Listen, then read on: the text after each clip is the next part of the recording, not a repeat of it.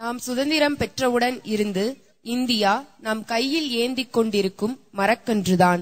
பின்பு பல துறைகளில் ஆலமரத்தின் கிளைகளாகவும் விழுதுகளாகவும் இந்தியா வளர்ச்சி அடைந்தது என்பதை நம் கண்முன்னே நம் பள்ளி மாணவி டி. சரண்யா எடுத்துரைக்க வருகிறார்.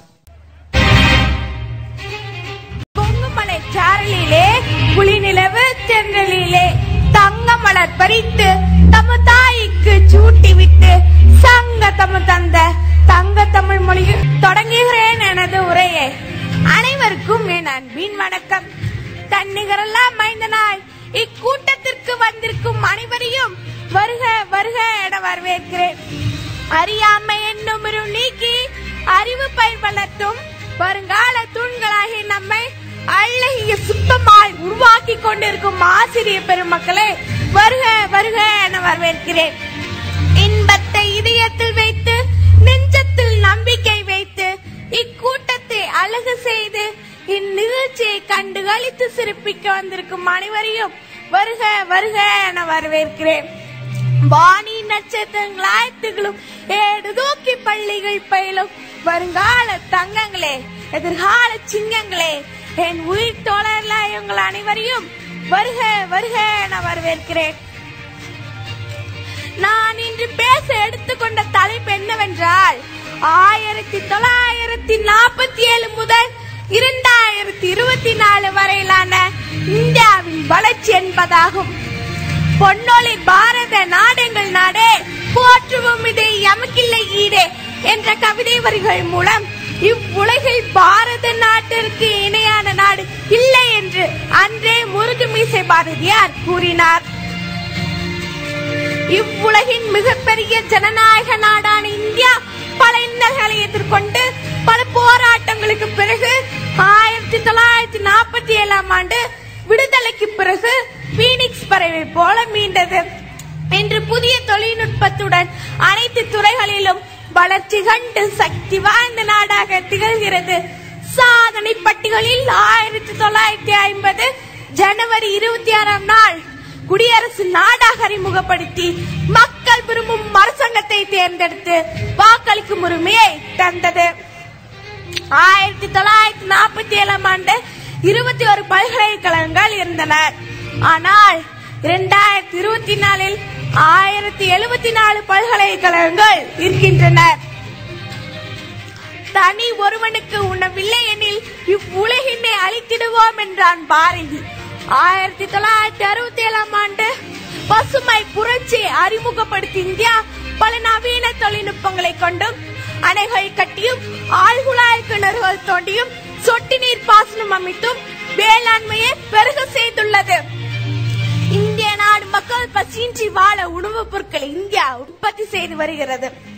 கிராமப்புறங்களில் சாலை வசதிகள், ஆரம்ப சுகாதார நிலையங்கள், கிராமப்புற பெண்களுக்கு சிறு தொழில் செய்வதற்கான தொழிற்பயிற்சி கொண்டு வந்து கிராம வளர்ச்சியை மேம்படுத்தியுள்ளது. நீர் மின்சக்தி, அனல் மின்சக்தி, காற்றாலை மின்சக்தி, சூரிய மின்சக்தி என பல வகைகளிலும் ஒளி பொருந்திய நாடாக திகழ்கிறது நம் இந்தியா. உள்நாட்டு உற்பத்தியில் 1947 $13 மில்லியன் இருந்த நிலையில் 2024 $8 டிரில்லியன் அளவிற்கு இந்தியா வளர்ச்சி அடைந்துள்ளது. போக்குவரத்து துறையில் 1947 3 லட்சம் வாகனங்கள் இருந்த நிலையில் 2024 30 கோடி வாகனங்கள் அளவிற்கு இந்தியா வளர்ச்சி அடைந்துள்ளது. மருத்துவத்துறையில் 1947 19 மருத்துவக் கல்லூரிகள் இருந்த நிலை மாறி தற்போது 612 மருத்துவக் கல்லூரிகள் அளவிற்கு இந்தியா வளர்ச்சி அடைந்துள்ளது. போலியோ முற்றிலும் ஒழிக்கப்பட்டுள்ளது. காய்ச்சல் நோய், புற்றுநோய், HIV ஆகியவைகளுக்கு நவீன மருத்துவத்தின் மூலம் குறைக்கப்பட்டுள்ளது. நம் முன்னாள் குடியரசுத் தலைவரும் அறிவியல் அறிஞருமான அப்துல் கலாம் அவர்கள் 400 கிராமி செயற்கைக்காய்களை தயாரித்து சாதனை படைத்தார். இன்று இந்தியாவில் 13 லட்சம் நவீன மருத்துவர்கள் உள்ளார்கள் என்று தகவல் அறிக்கை கூறுகிறது. சர்வதேச அளவில் தொலைத்தொடர்பு பயன்படுத்துவதில் இந்தியா 2வது இடத்தில் உள்ளது. 1974 பொக்ரானில் அணுகுண்டு சோதனை செய்து அணு ஆயுதத்திலும் இந்தியா முன்னிலை அடைந்துள்ளது. ராணுவ தளவாடங்களை வைத்திருக்கும் நாடாக இந்தியா தன்னிறைவு பெற்றுள்ளது.